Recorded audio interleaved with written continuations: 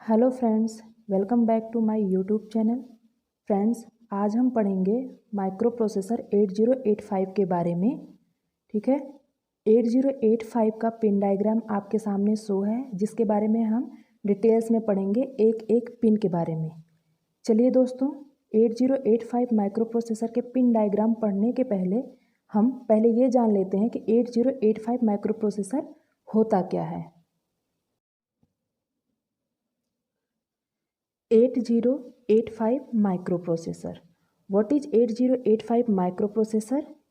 Micro processing unit MPU, CPU के समान, जिसका यूज ट्रेडिशनल कंप्यूटर्स में होता है। इट मीन्स जो हमारा माइक्रो प्रोसेसर यूनिट है, जिसे हम शॉर्ट फॉर्म में MPU भी कह सकते हैं, वो CPU यानी कि सेंट्रल प्रोसेसिंग यूनिट के समान है, जिसका यूज हम ट्रेडिशनल कंप्यूटर्स में करते हैं। ठीक है,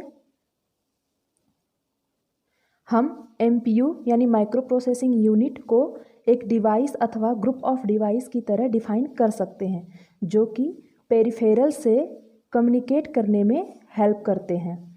इट मीन्स कि जो हमारी माइक्रो प्रोसेसिंग यूनिट है, उसको हम एक डिवाइस अथवा एक ग्रुप ऑफ डिवाइस की तरह डिफाइन कर सकते हैं, जो कि हम पेरिफेरल से कम्युनिकेट करने में हमारी हेल्प करता है। यानी जो हमारी माइक्रो प्रोसेसिंग यूनिट है, वो पेरिफेरल्स डिवाइसेस से कम्युनिकेट करने में हेल्प करते हैं। ठीक है फ्रेंड्स, 8085A को नॉर्मली 8085 के नाम से ही जाना जाता है। यानी कि जो हमारा 8085A है, उसको हम नॉर्मली 8085 के नाम से ही जानते हैं। ठीक है, जिसके बारे में हम पढ़ रहे हैं, जो एक 8 bit general purpose micro processor है, जो कि एक 8 bit general purpose micro processor है, जिसके पास 64 के मेमोरी के एड्रेस को रिप्रेजेंट करने की क्षमता होती है। यानी जो हमारा 8085 माइक्रो प्रोसेसर है, उसके पास 64 के मेमोरी के एड्रेस को रिप्रेजेंट करने की कैपेसिटी या कैपेबिलिटी होती है। ठीक है फ्रेंड्स, इस डिवाइस के पास 40 पिंस है, यानी कि 8085 माइक्रो प्रोसेसर के पास 40 पिंस होती हैं, जिसमें +5 वोल्ट सिंगल पावर सप्लाई की नीड होती है। ठीक है फ्रेंड्स, यानी कि जो हमारी 8085 माइक्रो प्रोसेसर है, उसके पास 40 पिंस हैं और +5 वोल्ट सिंगल पावर सप्लाई की उसे आवश्यकता होती है। ठीक है फ्रेंड्स, यहाँ पे 2 पॉइंट्स हैं जो इम्पॉर्टेंट हैं। 8085 8080A का एनहांस वर्जन है, यानी जो हमारा 8085 है, ठीक है, वो 8080A का एडवांस वर्जन है। ठीक है, अब जब ये हमारा 8085 8080A का एडवांस वर्जन है, तो नॉर्मल सी बात है कि 8085 में 8080A के सारे फीचर्स इन्वॉल्व होंगे, प्लस क्योंकि ये इसका एडवांस वर्जन है, इसलिए इसमें कुछ और फीचर्स ऐड किए गए होंगे। ठीक है फ्रेंड्स, ये था हमारा 8085 का जो है इंट्रोडक्शन, एक छोटा सा इंट्रोडक्शन था। अब हम पढ़ेंगे 8085 का पिन डायग्राम। फ्रेंड्स, आपके सामने ये 8085 का पिन डायग्राम शो हो रहा है। ठीक है फ्रेंड्स, जैसा कि हमने पहले ही पढ़ा कि 8085 में 40 पिन्स होती हैं, जो इस प्रकार से अरेंज हैं। ठीक है फ्रेंड्स, ये जो आपका सिग्नल है ना, कुछ आपके मन में आ रहा होगा कि ये एक एरो अंदर की साइड क्यों आ रहा है, एक एरो बाहर की साइड। इनपुट आउटपुट होता है, तो उसे आप इस सिग्नल्स के थ्रू देख सकते हैं। जिसका एरो अंदर की साइड है, इट मीन्स वह इनपुट पिन है, और जिसका एरो बाहर की साइड है, इट मीन्स वह आउटपुट पिन है। फ्रेंड्स, इन 40 पिन्स की यानी 40 पिन्स की नंबरिंग हम इस प्रकार से किए हैं, जैसा कि आप देख सकते हैं यहाँ पे, फर्स्ट पिन, सेकेंड, ठीक है फ्रेंड्स, थर्ड, फोर्थ, फिफ्थ, 6, 7, 8, 9, 10, इस तरीके से आप देख सकते हैं कि हमने सारी पिन्स की नंबरिंग कर रखी है। ठीक है फ्रेंड्स, इस तरीके से ये 40 पिन कंप्लीट होती हैं। अब हम ये देखते हैं कि कौन सी पिन्स किस काम के लिए यूज होती है, यानी किस पिन का क्या यूज होता है। ठीक है, यहाँ हमने इन पिन्स को कुछ कैटेगरीज में डिवाइड कर रखा है कि कौन सी पिन किस कैटेगरी के अंदर आती है। ठीक है, जैसा कि आप यहाँ देख सकते हैं कि pin number 4th and 5th ये आपकी सीरियल इनपुट आउटपुट पोर्ट्स के अंदर आती हैं। ठीक है फ्रेंड्स, ये पिन्स हैं आपकी, ये एक्सटर्नली इनिशिएटिव सिग्नल्स के अंदर आती हैं। ठीक है फ्रेंड्स, और ये 2 पिन्स हैं जो आपकी एक्सटर्नल सिग्नल एक्नॉलेजमेंट के लिए यूज की जाती हैं। यहाँ पर कुछ पिन्स हैं, ये पिन्स आपके कंट्रोल एंड स्टेटस सिग्नल को रिप्रेजेंट करती हैं। ठीक है फ्रेंड्स, आप यहाँ पे देख सकते हैं एक बाई डायरेक्शनल शो हो रहा है। यहाँ 12 से लेके 19 पिन जो है आपकी बाई डायरेक्शनल शो हो रहा है और 21 से लेके 28 नंबर तक की पिन यूनी डायरेक्शनल शो हो रहा है। ठीक है, आप अब सोच रहे होंगे कि इन सारी पिन्स का क्या यूज है। चलिए फ्रेंड्स, हम एक एक पिन की डिटेल्स पढ़ते हैं। हम यहाँ से स्टार्ट करते हैं। जैसा कि आप देख सकते हैं AD0 से लेकर AD7 और A8 से लेकर A15, ये जो है AD0 से लेकर A15 तक ये टोटल 16 पिन्स हैं। ठीक है, अब हम इनको पिन को दो भागों में डिवाइड कर रखे हैं। केवल एड्रेस बस के लिए जो पिन्स यूज हो रही हैं वो A8 से लेकर A15 तक हैं और एड्रेस और डेटा दोनों के लिए जो यूज हो रही है वो AD0 से लेकर AD7 तक हैं। इन पिन्स के बारे में हम यह कह सकते हैं कि 8085 के पास 16 पिन्स हैं जो एड्रेस बस की तरह यूज की जाती हैं। ठीक है फ्रेंड्स, इन पिन्स को हम दो भागों में स्प्लिट कर सकते हैं, जैसा कि आप यहाँ देख सकते हैं AD0 to AD7 और A8 to A15। ठीक है, 8 लाइन मतलब कि 8 लाइन जो कि A8 से A15 तक की हैं वो एक यूनी डायरेक्शनल है, जिसे हम हाई ऑर्डर एड्रेस कह सकते हैं। ठीक है फ्रेंड्स, यानी कि जिसे आप 16 बिट एड्रेस का एक हाई ऑर्डर एड्रेस कह सकते हैं। और signal lines AD0 to AD7 को हम ड्यूल पर्पज के लिए यूज कर रहे हैं। जैसा कि आप देख सकते हैं यहाँ बाई डायरेक्शनल आपका एरो शो हो रहा है, यानी कि हम इसको ड्यूल पर्पज के लिए यूज करते हैं, यानी कि दोनों पर्पज के लिए, डेटा और एड्रेस दोनों के लिए। अब हम डिस्कस करते हैं कंट्रोल एंड स्टेटस सिग्नल्स के बारे में, यानी कि यहाँ से लेकर इन पिन्स के बारे में। इसमें हम सबसे पहले पढ़ेंगे ALE पिन्स के बारे में, यानी कि एड्रेस लैच इनेबल। इसका फुल फॉर्म है एड्रेस लैच इनेबल। यह एक 8085 में हर टाइम पॉजिटिव पल्स को जनरेट करती है अथवा यह एक पॉजिटिव सिग्नल जनरेट करती है, जिसका यूज हम AD7 से लेकर AD0 तक को डिमल्टीप्लेक्स करने के लिए करते हैं। यानी इस जो है ALE सिग्नल्स का यूज हम AD0 से लेकर AD7 तक का जो हमारा डेटा और एड्रेस दोनों बस है, इसको हम डिमल्टीप्लेक्स करने के लिए यूज करते हैं और यह हमेशा एक पॉजिटिव पल्स को जनरेट करती है। नेक्स्ट पिन जो है हमारी रीड है, जिसे हम RD बार के थ्रू रिप्रेजेंट कर रहे हैं, पिन नंबर 32 को। ठीक है फ्रेंड्स, यह एक रीड कंट्रोल सिग्नल है जो एक्टिव लो पर काम करता है, यानी कि रीड जो ऑपरेशन है वो एक्टिव लो पर परफॉर्म होता है। एक्टिव लो का मतलब 0 सिग्नल पर परफॉर्म होगा रीडिंग ऑपरेशन। यह एक्टिव लो पर वर्क इसलिए कर रहा है क्योंकि इसके ऊपर बार लगा, अगर जिस पिन के ऊपर बार लगा हुआ है इट मीन्स वह एक्टिव लो पर अपना ऑपरेशन परफॉर्म करेगा। ठीक है, यह सिग्नल जो है वो इनपुट आउटपुट अथवा मेमोरी डिवाइसेस में जो डेटा अवेलेबल हैं उनको रीड करने का काम करता है, यानी उन डेटा को रीड करता है। नेक्स्ट सिग्नल है आपका राइट सिग्नल है। ठीक है, राइट को हम WR बार से रिप्रेजेंट करते हैं, जो 31 नंबर की पिन पर शो हो रही है। यह एक राइट कंट्रोल सिग्नल है जो एक्टिव लो पर वर्क करता है।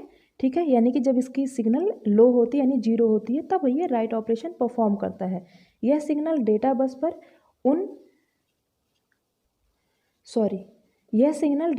पर उन सिग्नल्स को इंडिकेट करता है जो सिलेक्टेड मेमोरी अथवा इनपुट आउटपुट लोकेशन पर लिखे होते हैं। राइट सिग्नल हमारा जो है जो एक्टिव लो पर अपना ऑपरेशन यानी राइट ऑपरेशन परफॉर्म करता है। नेक्स्ट है इनपुट आउटपुट मेमोरी सिग्नल। ठीक है फ्रेंड्स, जो 34 नंबर पर आपका शो हो रहा है इनपुट आउटपुट मेमोरी सिग्नल। यह एक स्टेटस इनपुट आउटपुट अथवा मेमोरी ऑपरेशन के बीच डिफ्रेंशिएट करने के लिए यूज होता है। जब यह हाई होता है तब इनपुट आउटपुट ऑपरेशन को इंडिकेट करता है और जब यह लो होता है तब मेमोरी लोकेशन को इंडिकेट करता है। यानी कि जब यह सिग्नल हाई होता है तो इनपुट आउटपुट ऑपरेशंस को इंडिकेट करता है और जब लो होता है तो मेमोरी ऑपरेशन को इंडिकेट करता है। यह सिग्नल रीड अथवा राइट के साथ इनपुट आउटपुट और मेमोरी कंट्रोल सिग्नल्स को जनरेट करने के लिए कंबाइन होते हैं। जो हमारा इनपुट आउटपुट और अथवा मेमोरी सिग्नल्स है, यह रीड और राइट के साथ जो है इनपुट अथवा आउटपुट या मेमोरी सिग्नल्स को जनरेट करने के लिए कंबाइन होते हैं। ठीक है फ्रेंड्स, जैसा कि आप इस पिन पर देख सकते हैं कि मेमोरी के ऊपर बार लगा हुआ है, यानी जब यह लो होता है तो मेमोरी लोकेशंस को इंडिकेट करता है, और जब यह हाई होता है तो इनपुट आउटपुट ऑपरेशन को इंडिकेट करता है। अब कंट्रोल एंड स्टेटस सिग्नल के जो दो पिन्स बचे हुए हैं वो है 29 नंबर पे और 33 नंबर पे, यानी कि S0 और S1, ये दो सिग्नल्स हैं जो मतलब अभी बचे हुए हैं कि कंट्रोल एंड स्टेटस सिग्नल में। ठीक है फ्रेंड्स, तो यह भी एक स्टेटस सिग्नल है जो इनपुट आउटपुट मेमोरी के समान है, जिनका यूज वेरियस ऑपरेशंस को आइडेंटिफाई करने के लिए हम कर सकते हैं। यानी ये जो S0 S1 है, इसका यूज हम वेरियस ऑपरेशंस को आइडेंटिफाई करने के लिए करते हैं। इस प्रकार से हमारा कंट्रोल एंड स्टेटस सिग्नल्स के अंदर जितनी ये पिन्स आ रही हैं, इसको हमने डिटेल में स्टडी किया। फ्रेंड्स, अब हम देख लेते हैं पावर सप्लाई और क्लॉक फ्रीक्वेंसी के अंदर हमारे कौन कौन सी पिन आती है। जैसे कि आप यहाँ देख रहे हैं VCC, यानी कि +5 वोल्ट पावर सप्लाई की आवश्यकता। ठीक है, हमने जैसा कि पहले ही बताया था कि हमारे जो 8085 माइक्रो प्रोसेसर है, इसको +5 वोल्ट सिंगल पावर सप्लाई की आवश्यकता होती है। ठीक है, तो आप यहाँ देख सकते हैं VSS जो हमारा कि 20 नंबर की पिन है, ग्राउंड से अटैच है, ये ग्राउंड रेफरेंस को शो करता है। ठीक है friends, X1 and X2 first और सेकेंड नंबर की जो दो पिन है,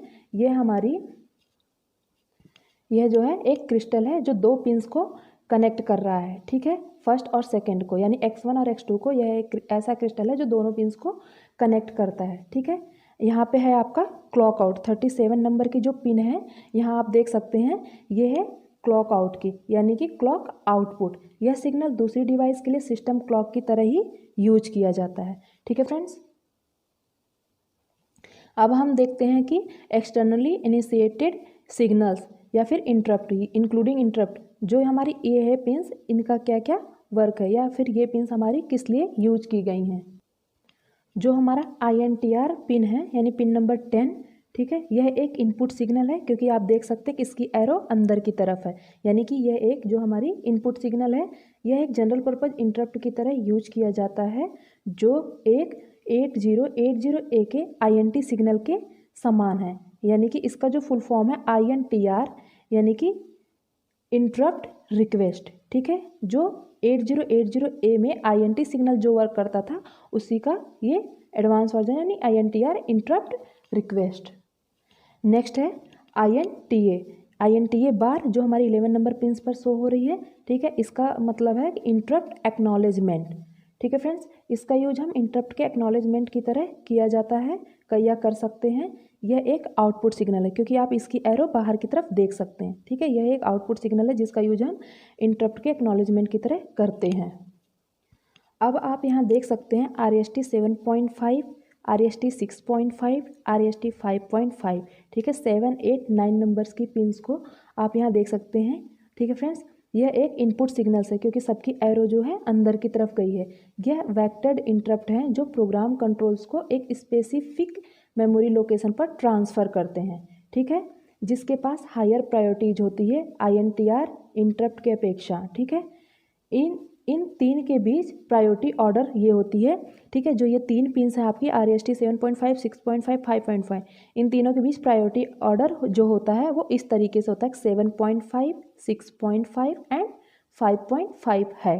ठीक है फ्रेंड्स, अब एक्सटर्नल इनिशिएटिव सिग्नल में यह है TRAP, यानी कि ट्रैप, यह भी एक इनपुट सिग्नल है। ठीक है, यह एक नॉन मास्केबल इंटरप्ट है जिसकी प्रायोरिटी सबसे हाई होती है। सबसे हाई इट मीन्स कि RST 7.5, 6.5, 5.5, 5.5 और INTR, इन सबसे जो है इसकी प्रायोरिटी, जो TRAP ट्रैप की प्रायोरिटी सबसे हाई होती है। ठीक है, अब आपकी जो नेक्स्ट पिन है वो है HOLD होल्ड, यानी 39 नंबर्स की जो पिन है, यह भी एक आपकी इनपुट जो है सिग्नल है। ठीक है, क्योंकि इसकी एरो भी अंदर की तरफ गया है। यह सिग्नल जो है पेरिफेरल्स को इंडिकेट करता है जो DMA होता है, यानी डायरेक्ट मेमोरी एक्सेस। ठीक है, जो कि डेटा और एड्रेस को यूज करने के लिए रिक्वेस्ट करता है। ठीक है, और आपका जो 38 नंबर्स की पिन है HLDA, ठीक है, हाल्ट। यह एक आउटपुट सिग्नल है जो कि बाहर की तरफ आप देख सकते हैं इसका एरो, ठीक है। इसका मतलब होता है होल्ड एक्नॉलेजमेंट। यह होल्ड रिक्वेस्ट की एक्नॉलेजमेंट सिग्नल है। जो आपकी ये होल्ड रिक्वेस्ट थी इसकी यह एक्नॉलेजमेंट सिग्नल है। अब आपकी जो नेक्स्ट पिन है वो है रेडी। यह सिग्नल या फिर इस सिग्नल का प्रयोग हम माइक्रो प्रोसेसर में रीड अथवा राइट ऑपरेशन को डिले करने के लिए करते हैं, ठीक है, जब तक कि यह एक स्लो रेस्पॉन्डिंग पेरिफेरल डेटा को सेंड अथवा एक्सेप्ट करने के लिए रेडी ना हो, ठीक है। इस पिन का यूज जो है हम रीड अथवा राइट ऑपरेशन को डिले करने के लिए करते हैं, ठीक है, जब तक कि यह स्लो रेस्पॉन्डिंग पेरिफेरल डेटा को रीड, सेंड अथवा एक्सेप्ट करने के लिए रेडी ना हो जाए। ओके, जब यह सिग्नल लो होता है तब यह integral number of clock cycle के लिए माइक्रो प्रोसेसर वेट करता है, ठीक है। जब यह सिग्नल लो होता है तो integral number of clock cycles के लिए हमारा जो माइक्रो प्रोसेसर है वो वेट करता है जब तक कि यह एक्टिव हाई स्टेट में ना हो जाए, क्योंकि इसके ऊपर बार नहीं लगा, यानी कि यह पिन्स हमारी तभी एक्टिव होगी, वर्क करेगी, अपने ऑपरेशन परफॉर्म करेगी जब तक कि यह इसका सिग्नल एक्टिव हाई ना हो जाए।